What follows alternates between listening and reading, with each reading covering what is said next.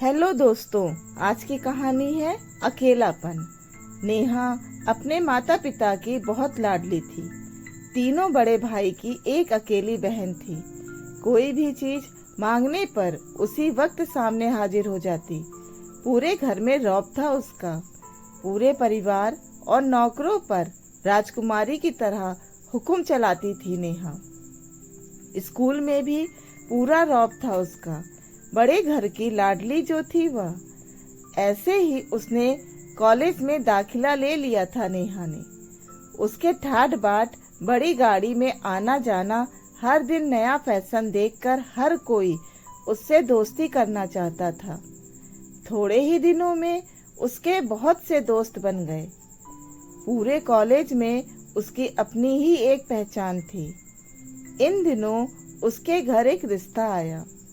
खानदानी लोग थे और पापा की पुरानी जान पहचान थी उनके साथ। नेहा के साथ कोई जबरदस्ती नहीं थी, पर नेहा ने फिर भी हाँ कर दी, क्योंकि वह अपने परिवार से बहुत प्यार करती थी।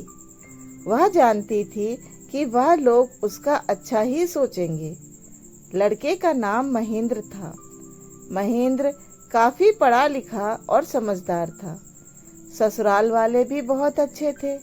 ससुराल में नेहा की जगह वैसी ही थी जैसे कि मायके में। कोई भी कार्य नेहा की सलाह के बिना नहीं होता था। सबकी लाडली बहू बन गई थी वह। फिर उसके घर एक बेटे का जन्म हुआ। नेहा ने अपने बेटे का नाम रोहन रखा।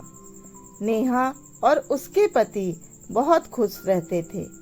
रोहन नेहा को जान से प्यारा था। पोता पाकर ससुराल वाले तो फूले नहीं समाते थे। नेहा कभी कभी सोचती कि उसकी किस्मत कितनी अच्छी है। उसका हर अपना उसे कितना प्यार करता है। चाहे जीवन में कैसा भी समय आए, मेरे अपने हमेशा मेरे साथ हैं। मैं कभी अकेले नहीं हो सकती। कितनी खुशकिस्मत हूँ मैं। पर शायद नेहा की खुशियों को उसकी अपनी ही नजर लग गई थी। एक दिन वह मायके जाने की जिद कर बैठी। महेंद्र को बहुत काम था, लेकिन वह फिर भी उसे ले गया। रास्ते में उसकी गाड़ी दूसरी गाड़ी से टकरा गई।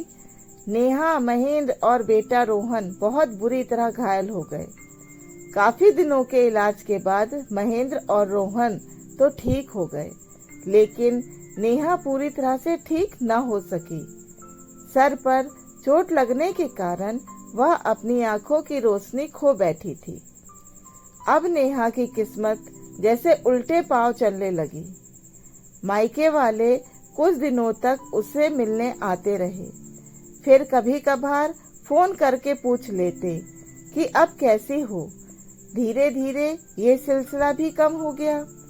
ससुराल वालों की सहानुभूति भी कम होने लगी।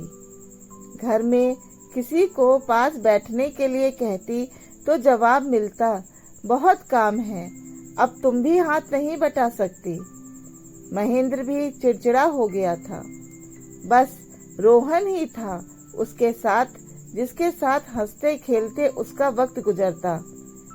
एक दिन नेहा के हाथ से कुछ सामान गिर गया, जिसकी वजह से रोहन को हल्की सी चोट लग गई।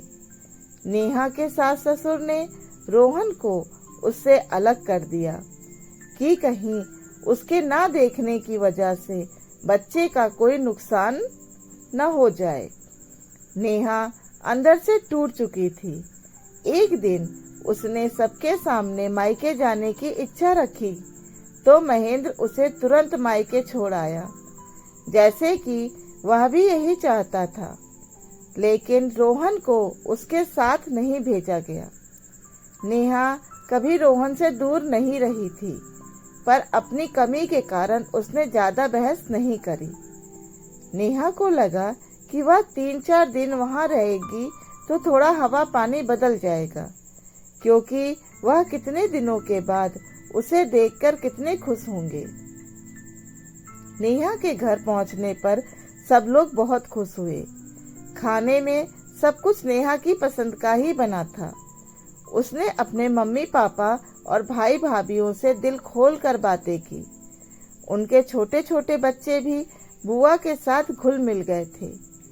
रात को सोने के वक्त जब वह कपड़े बदलने लगी तो उसे पता चला कि उसका बैग तो बहुत भारी भरा हुआ था। वह समझ गई। वह बहुत उदास हो गई। कुछ दिनों तक तो सब ठीक रहा, फिर जैसे सब बदलने लगा। सबका व्यवहार बदल रहा था।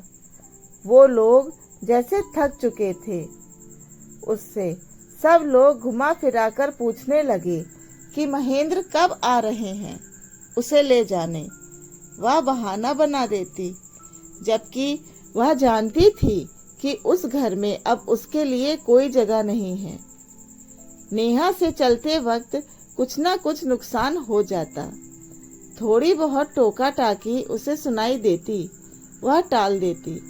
एक दिन उसके हाथ से लगकर एक कीमती फूलदान टूट गया। छोटी भाभी ने बहुत हंगामा मचाया। नेहा माता पिता रोज रोज के झमेले से तंग आ गए थे। उन्होंने महेंद्र को खुद से फोन कर दिया। महेंद्र नेहा को अपने घर ले गया। नेहा को अपने परिवार वालों से ये उम्मीद न थी। जिस नेहा के कहे बिना घर में एक पत्ता भी नहीं हिलता था, उस घर के लिए वह अब बोझ बन चुकी थी। महेंद्र के साथ ससुराल आते वक्त वह बहुत खुश थी, क्योंकि वह अपने घर जा रही थी, अपने जिगर के टुकड़े रोहन के पास। परंतु यह खुशी भी कुछ पल की ही थी। सारा बंदोबस्त पहले ही किया हुआ था। नेहा को सीधे ऊपर वाले कमरे में पहुंचा दिया गया।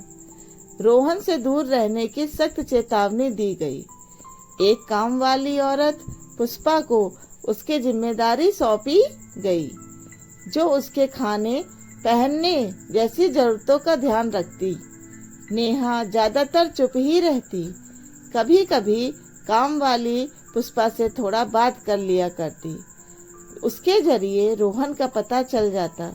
सबकी लाडली बेटी और बहू आज सबके लिए लाडली से एक भार बन चुकी थी। सब उसको एक बोझ मान रहे थे। सबके बीच में रहने वाली नेहा आज सबके होते हुए भी अकेली रह गई। नेहा समझ गई कि अब इस अकेलेपन को उसे आखिरी सांस तक जीना है। धन्यवाद। अगर आपको मेरी कहानियाँ अच्छी लगती हैं तो इसे लाइक करिए और प्लीज़ मेरे चैनल को सब्सक्राइब करिए।